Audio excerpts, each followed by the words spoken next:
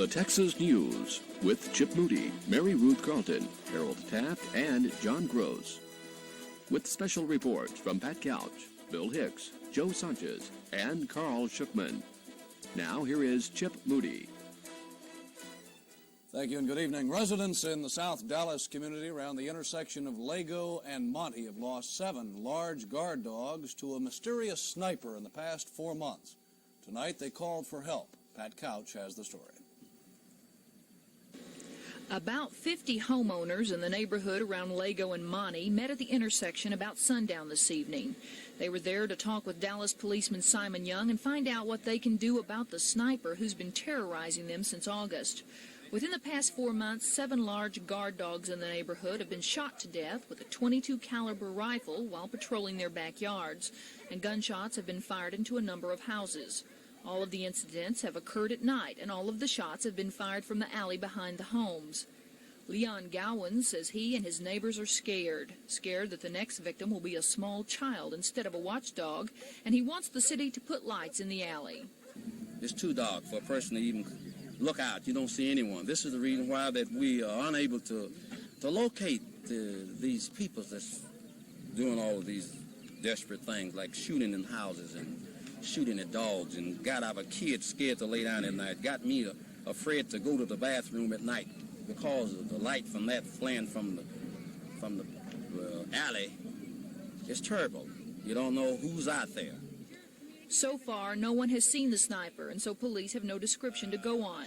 Officer Young told the group they cannot legally prevent anyone from traveling up and down the alley, and he asked them to call police whenever they see or hear anything suspicious going on behind their houses. But the residents say they can only do so much, and they want more police patrol in their neighborhoods. Young said he would arrange for them to meet with a deputy police chief and discuss their problems. In the meantime, people in the Lago Monte area will be looking out for the mysterious sniper and hoping that their pets and children will not be his next target. Pat Couch, the Texas News. Farmers' protest marches like this one in Amarillo last month may soon evolve into something much more serious, a nationwide farm strike. Doug Adams reports. According to some government statistics, as many as 25% of American farmers may be in serious financial trouble, and as many as 10% may be on the verge of going out of business. The problem, according to a farmers group, is low farm prices, which have failed to keep up with other price increases. They say that leads to an impossible situation for the farmer. We don't feel like that we need to subsidize the American consumer. We don't need to subsidize the entire world, and that's what we're doing right now. We're in a position where we get such a low return on our equity, and in this year and last year particularly, where we lose perhaps $1 a bushel on wheat and up to $1 a bushel on corn, we're actually taking from our equity in the land to subsidize the American consumer and the entire world. To call attention to their problem and to force a solution from the federal government, members of a group calling themselves American Agriculture say they will lead as many as 2 million farmers on a nationwide strike on December 14th, if nothing is done before then to ease the situation. The farmers say they will refuse to work in their fields, sell any surplus goods already on hand, or buy any farm machinery. They say support is widespread, enough so that shortages on supermarket shelves will be felt within days of the strike. The farmers say if the federal government agrees to help them as they want, it could result in an increase of about 3.1% in money most Americans spend on food.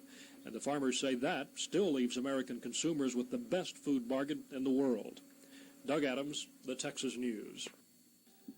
A powerful earthquake rumbled through South America today, killing at least 70 people in Argentina and scaring millions more in Chile, Uruguay, Venezuela, and southern Brazil. The epicenter was in the San Juan province of Argentina, some 800 miles northwest of Buenos Aires. But even so, buildings in Buenos Aires shook for about a minute. Most of the deaths were reported in the Argentine town of KXAS-TV, with a population of 25,000. Hundreds there were injured.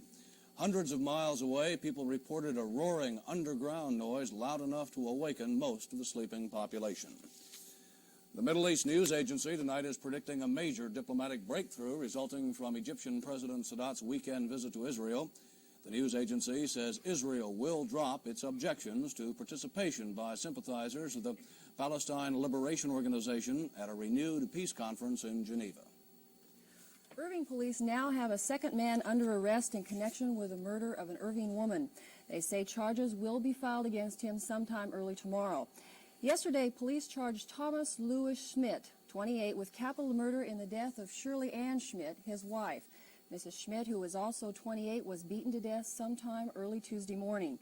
Police arrested her husband after they became suspicious of his story that another person killed his wife. Early this morning, they arrested the other man. Simply because of its name, many people think the Tarrant County Humane Society is county-sponsored, but the society receives money from neither the county nor the city. In fact, it hasn't been receiving much money from anyone lately, and that's the problem. Bill Hicks reports. Simply stated, the society has been borrowing time by borrowing money. For 3 months, it has operated on money borrowed from a bank. The society normally pays its bills with membership dues, adoption fees, donations, and income from property left the organization by the late Ida Nell Pangburn. But this year, that property has produced no income, causing the present financial crunch. Shelter manager Paul Giles says he's already laid off 3 full-time employees, cut back on pickup services, and taken other steps to reduce the monthly expenditures from about $15,000 to around $9,000. In addition, the society has started charging for animals brought in by individuals to be put up for adoption or destroyed, $5 per adult animal or litter. Even that causes problems since the number of animals brought into the shelter has been cut by about 3/4. 21 suburban cities now bring their strays to the shelter and pay $2 per animal to either put them up for adoption or destroy them by injection. Giles hopes to reach a similar agreement with the city of Fort Worth. If that or other revenue-producing measures don't work, Giles says there is a distinct possibility the Humane Society will shut down all operations except picking up sick or injured animals and investigating complaints of cruelty to animals. Bill Hicks, the Texas News. A new Dallas City councilman and bad news for pipe and cigar smokers. Those stories in Part 2.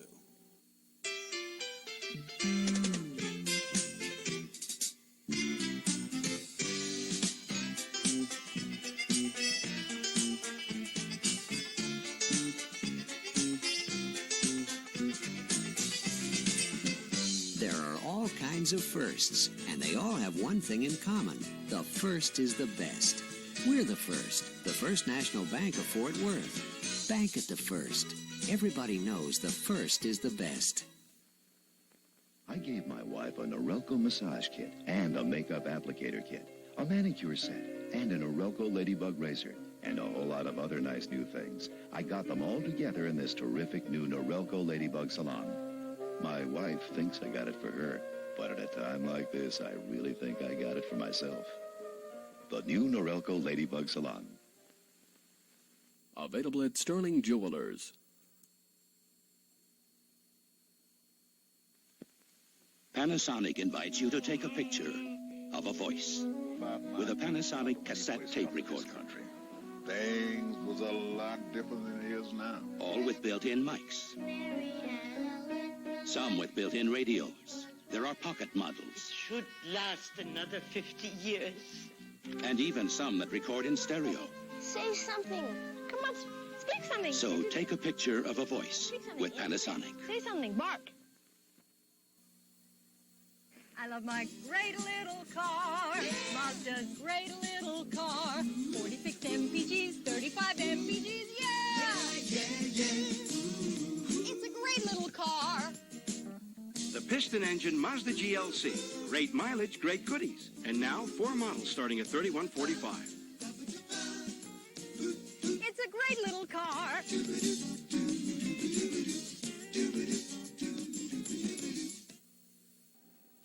The Dallas City Council is at full strength now that businessman Steve Bartlett has been sworn in. Bartlett was sworn in today, less than a day after defeating Pete Baldwin for the Place 10 at-large council seat. Bartlett, who is 30, is the youngest member of the council. He takes the seat vacated by Adeline Harrison. Bartlett says he will probably run again for the seat in April of 1979. The Dallas Council as a whole today reversed its vote on a controversial federal program. Last Wednesday, members voted not to apply for a $25 million federal grant to help high school dropouts. Local Black and Chicano leaders protested, saying the program would benefit minority teenagers. So today, the council agreed to reconsider their proposal. By a 6-5 vote, council members agreed to apply for a $30,000 grant to prepare plans for the dropout program. Making ends meet is not the easiest thing in the world to do, and that holds true for city government as well. Tonight, Channel 5's Joe Sanchez reports on one small Tarrant County town that right now is looking for a home. Colleyville is a quiet little bedroom community of about 5,500. Residents of the town have one of the highest per capita incomes in Tarrant County, but that certainly doesn't show up in the Colleyville City Hall. The building by any standard is a modest one, but soon city offices will have to be moved out of the building. The Small Business Administration owns the structure, and Colleyville has only been taking care of it by using it. Well, now the SBA has to sell it, and Mayor Johnny Andrews says the city might be out in the cold. So why doesn't the city of Colleyville buy the building or just move into another? We don't have any money. That's the best reason I can give. We don't have any money and don't have any in the near foreseeable future. So what you're telling me is that there may be a point where if you want to fight City Hall, you may not be able to because it won't be there. You won't be able to find City Hall. Thank you, John. His Honor the Mayor says what will probably end up happening is that the fire department and police department will move out of this building into a building that is not yet completed. And in turn, the city offices will be moved into this garage-like structure, and they're just going to have to make do. This is Joe Sanchez, the Texas News. If you smoke a pipe or cigar, stand by. The Civil Aeronautics Board is preparing to outlaw pipe and cigar smoking on commercial jetliners, and a ban on cigarette smoking could be next. Carol Simpson has the details in Washington. Did you wish to sit in the smoking or non-smoking section today? Non-smoking section, please. Several years ago, the Civil Aeronautics Board ordered airlines to set aside separate sections on airplanes for smokers and non-smokers. But that wasn't good enough for non-smokers. A year ago, they asked the agency to ban smoking altogether on airplanes. Despite public hearings and thousands of letters supporting a total ban, the board has decided to forbid just pipe and cigar smoking. And people who smoke pipes and cigars don't like it. I think it's the most ridiculous thing in the world. Why? Because what are they telling people what they can do and what they can't do? I think smoking is a natural human endeavor. Someone's civil rights are deprived to some extent of not being able to smoke. But I suppose that will ultimately be decided in court. I just got off an airplane where kids were kicking me in the back of the seat and raising hell all the way up, so I say let's keep the kids off the airplane then. The ban on pipe and cigar smoking is expected to take effect in about 2 months. Many believe it's one step closer to a ban on cigarette smoking.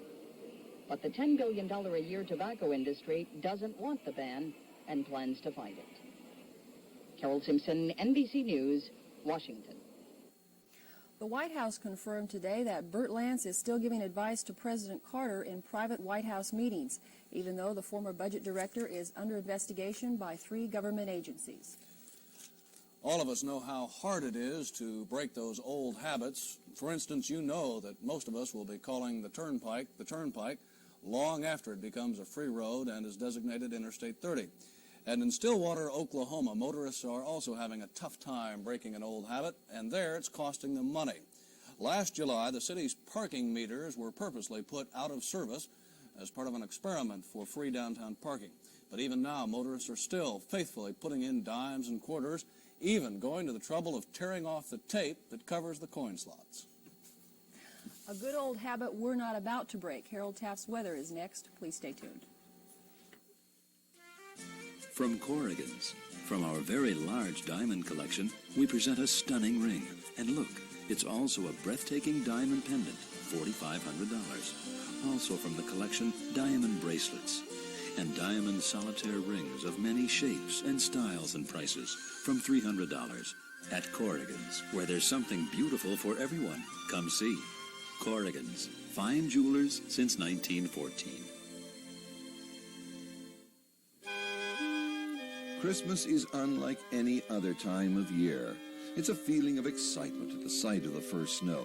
It's Santa and reindeer and rooftops and presents for children young and old. Christmas at North Park is beauty. Christmas is a time of storytelling when Scrooge comes alive for all to see and talk with. Christmas is tradition, a flight of fancy in your mind and ours.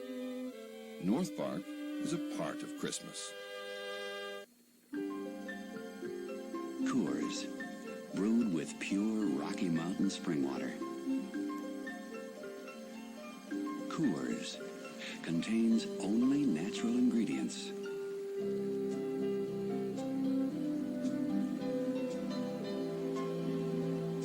Coors, America's fine light beer.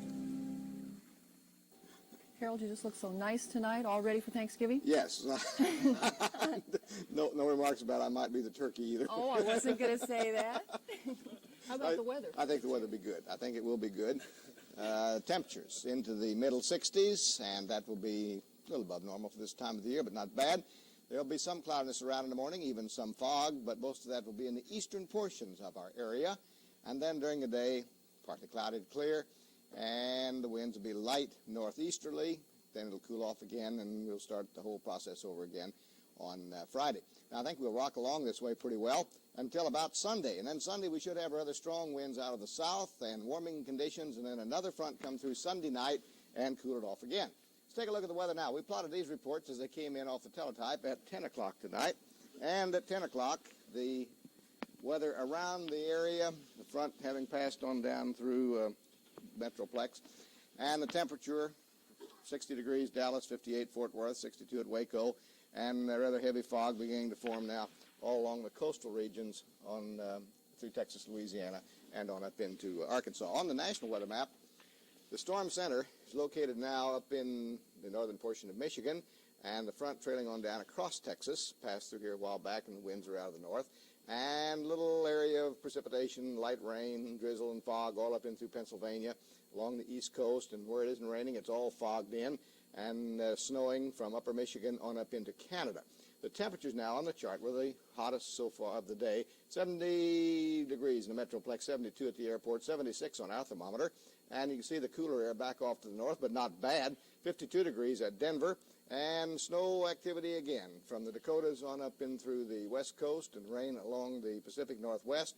We'll look for more snow down into the mountain areas. I had a few ski reports today, about a half a dozen of them, mostly in through Colorado, and most of them reporting some snow accumulation. I've had no ski reports from New Mexico.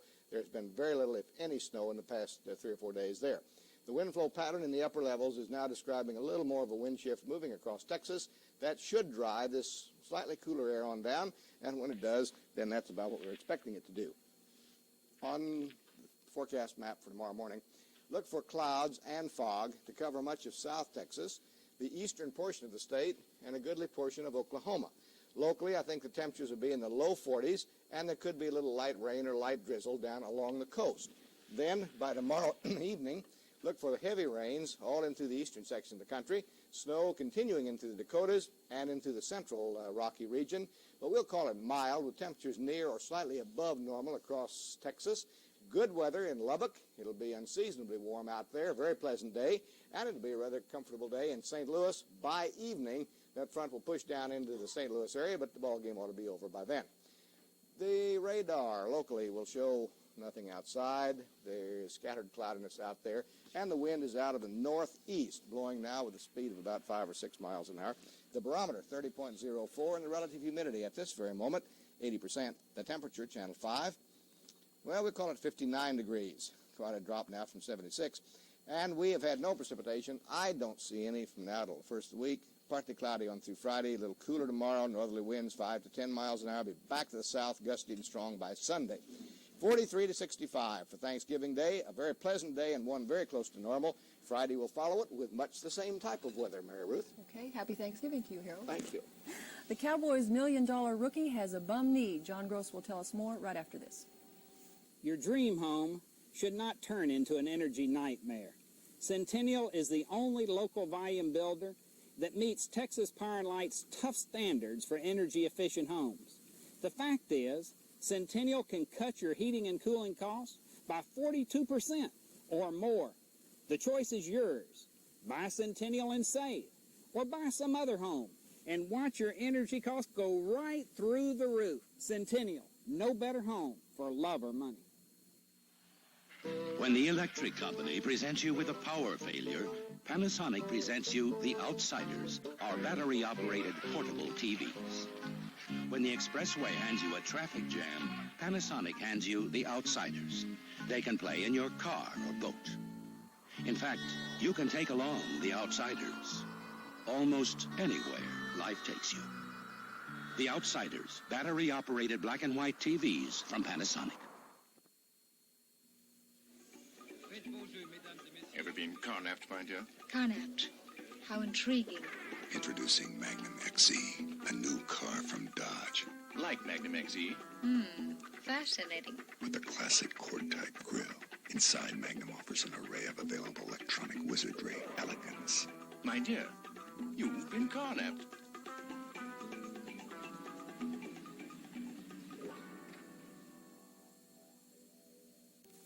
A couple minutes earlier, I couldn't understand why Harold thought we were going to call him a turkey.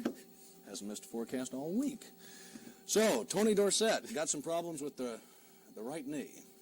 It was during practice today, Chip, but, you know, in high school and some colleges you have heavy scrimmages, right? That's not so with the Cowboys, the way I understand it. It wasn't a heavy scrimmage, just one of those things that happens.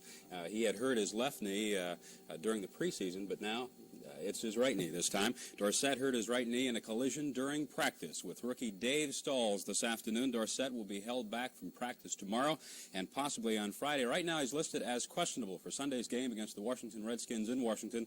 Dorsett started for the first time last week and gained 73 yards. Channel 5 will carry tomorrow's game between the Cardinals and Dolphins.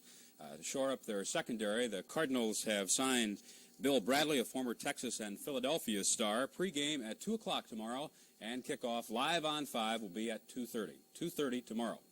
A spokesman for the University of Missouri football team says that Al Onofrio has been fired. In the high school playoffs Friday night, Roosevelt has the task of trying to stop Highland Park. Carl Schuckman has a profile report of Roosevelt's team. Roosevelt comes into the game with a strong defense and a quick offense. The defense is the mainstay, though. The past 3 games, they have allowed only 14 points. They are outfitted with speed at all positions, especially in the secondary. The defense is head coach Richard Thomas's pride. He's in his 6th year at the helm at Roosevelt. Since taking over in 1971, his teams have lost only 12 games, but this is the first year they've ever made it to the playoffs. He says his team will have to score a lot of points to beat Highland Park. Well, I feel like we're going to have to score regardless of what they do because they've been scoring all year, and I don't see no reason why they're not going to score now. So we just feel that we're going to have to score some points to win the ball game. We've never been here before, so we don't know too much about pressure right now. We're just going to go out and play football. Some are saying the game will be between Roosevelt's fast secondary and Lance McElhaney, Highland Park's touted quarterback. Roosevelt prides itself in steady ball control, but they do have the personnel for big plays, one faction of the game which could surprise the Scots. Carl Schuckman, the Texas News. We'll have a report on Highland Park tomorrow night. Most of the sports headlines and broadcasts the next couple of weeks will center around college and pro football, but Frank Lieber reminds us about another sport that's ready to share the spotlight. In the midst of all this Turkey Day and weekend football, an intruder is slipping in the door. The college basketball season. SMU, trying to bounce back from an 8-19 season, opens at Kentucky Saturday night before an expected sellout crowd of 23,000 fans in the gigantic Rupp Arena in Lexington. Kentucky is ranked number 1-2 in the nation in the 2 preseason wire service polls. Sonny Allen still lacks the big man to make him a bona fide Southwest Conference contender, and a .500 record this season would border on the miraculous for the Mustangs, particularly with another tough non-conference slate. TCU, of course, didn't win a game in the conference last year, and Coach Johnny Swaim tossed in the towel just this week. He didn't leave his successor, Tim Somerville, the nucleus of a world beater either. Obviously, to succeed in college basketball or football, being a good recruiter is still a lot better than being a good coach these days. And SMU and TCU are still coming out second best in that department. I'm Frank Lieber, the Texas News. University of Wisconsin needs a new head football coach, and SMU's Ron Meyer is being considered. Wisconsin Athletic Director Elroy Hirsch says he's trying to set up a meeting with Meyer in Dallas next week. Hirsch said about 60 coaches have applied for the job, but he noted that Meyer did not, but Wisconsin's still interested. In hockey tonight, Fort Worth, that is, beat Tulsa 4-3. Ivan Vitor had 2 goals. The Texans 15-4 now. And in Dallas, the Blackhawks lead Salt Lake City 5-3 with 7 minutes to play. The Turnpike Series continues Friday night in Fort Worth at Will Rogers Coliseum. Another free agent has come to terms. The San Diego Padres have signed outfielder Oscar Gamble to a multi-year contract. College football tomorrow. It's going to be Arkansas and Texas Tech. And again, a reminder, Chip, in pro football, sort of an unusual kickoff time, 2:30 right here on 5, Miami and St. Louis. 2:30, noted. Yes. Thank you, John. Well, on this Thanksgiving Eve, we have an appropriate story for the close, and we'll be back with that in a moment. Here at Texas Electric, where I work, our job is to supply you with the electricity that you need. Of course, higher construction and fuel costs are going to make it more expensive to do. I can tell you this from my own fuel bills. One thing I do is I keep a checklist right on my heating and air conditioning unit to tell when I have cleaned that filter, because it is important to keep that filter clean so that the unit can operate efficiently. A dirty filter causes the unit to operate less efficiently, and that uses more electricity. We do it right at Safeway. We like to make sure you get your money's worth at Safeway. That's why you'll find a big variety of quality meats, from the finest USDA choice heavy beef to a complete selection of luncheon meats, all at low, everyday prices, and all backed by our full money-back guarantee. Keeping your business is important to us at Safeway. Just down the street at Safeway, we do it best. We do it right. Well, many cooks throughout the Metroplex will be getting up early tomorrow morning to prepare that big turkey dinner for friends and relatives. But Sergeant Bob Giles at Carswell Air Force Base faces a much more monumental task. In just about half an hour from now, he will begin preparing Thanksgiving dinner for more than 600 airmen. Sergeant Giles, who has been cooking for the Air Force for some 16 years, says his staff is trying to make tomorrow's meal extra special for those men who can't be with their families this holiday. But Sergeant Giles promises to prepare turkey with all the trimmings that might even rival Mom's cooking. That's Sounds no small good. trick either. Sounds real good to me. Harold says it will be a nice Thanksgiving day tomorrow with near normal weather, high of about 65. That's the 30 minutes. Good night. Happy Thanksgiving.